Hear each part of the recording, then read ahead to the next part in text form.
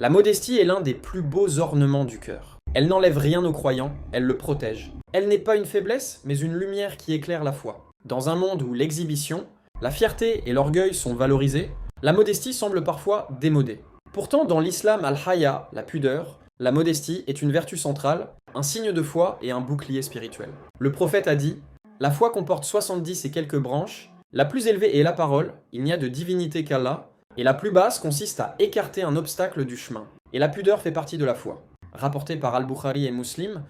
1. La modestie, un signe de foi. Le croyant modeste reconnaît la grandeur d'Allah et la petitesse de sa propre condition. Il n'agit ni par orgueil ni pour être vu, mais par conscience du regard d'Allah. La modestie naît du cœur, elle façonne le comportement, les paroles, le regard et même la manière de se vêtir. Le prophète a dit « La pudeur n'apporte que du bien » Muslim. 2. La modestie dans le comportement. Être modeste, c'est parler avec douceur sans élever la voix inutilement. Respecter autrui sans se sentir supérieur. Refuser l'ostentation dans les vêtements comme dans les œuvres. Reconnaître ses erreurs, car le cœur modeste accepte la vérité, même si elle vient d'un autre. Celui qui se pare de modestie est aimé d'Allah. Le prophète a dit « Celui qui s'humilie pour Allah, Allah l'élève. » Ibn Majah. 3. La modestie physique et vestimentaire. La pudeur se manifeste aussi dans le corps. Hommes et femmes sont appelés à préserver leur dignité, à se couvrir avec décence, non pour cacher la beauté, mais pour la préserver. Le vêtement du croyant ne cherche pas à attirer le regard, mais à plaire à Allah.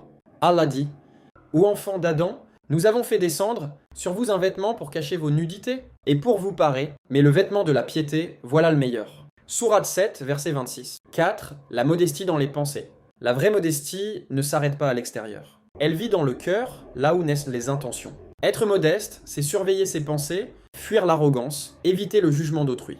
Le croyant se dit toujours « Ce que j'ai de bien vient d'Allah et ce que j'ai de mal vient de moi-même. » La modestie est la clé du respect, de la dignité et de la paix intérieure. Sans elle, le cœur s'enfle d'orgueil et s'éloigne de son Créateur. Avec elle, il s'adoucit, il s'élève et il goûte à la sérénité.